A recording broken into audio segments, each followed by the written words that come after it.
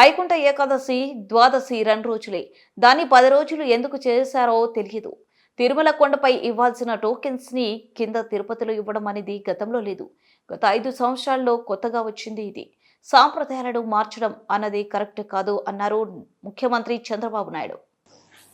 ఈరోజు చాలా ఒత్తిళ్లు ఉంటాయి.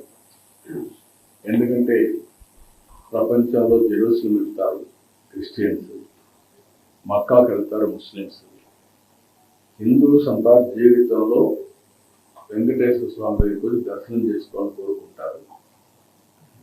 రెండోది వైకుంఠ ఏకాదశి రోజు రావాలని అందరూ కూడా వాళ్ళ జీవితంలో పెద్ద దీక్ష. ఎందుకంటే ఈరోజు వస్తే నేరుగా వైకుంఠ ద్వారం ద్వారా దేవుని దర్శనం చేసుకునే అవకాశం వస్తుంది. ఇది చేస్తే మనం స్వర్గానికి పోతామని కూడా నమ్మకం.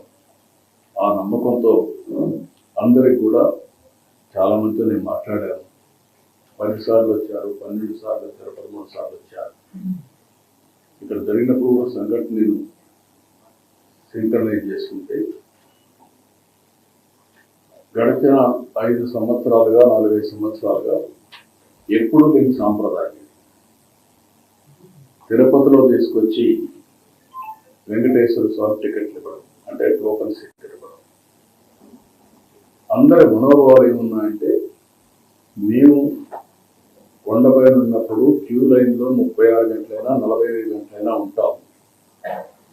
వెంకటేశ్వర స్వామిని తలుచుకుంటూ ఆయన లీలను గుర్తు చేసుకుంటూ అక్కడ టీవీలు కూడా చూసుకొని మేము నైమికమయ్యి దేవుని సేవలో ఉంటాం, దేవుని సన్నిధిలో ఉంటాం.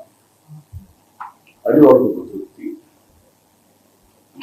కానీ ఎప్పుడైతే తిరుపతికి తీసుకొచ్చారో ఇది మాకు కరెక్ట్ అనిపించలేదు అనేది అందరి మనోభావం.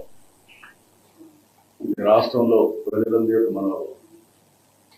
రెండోది వైకుంఠ ఏకాదశి ద్వాదశి 2 రోజులు పవిత్రమైన రోజు.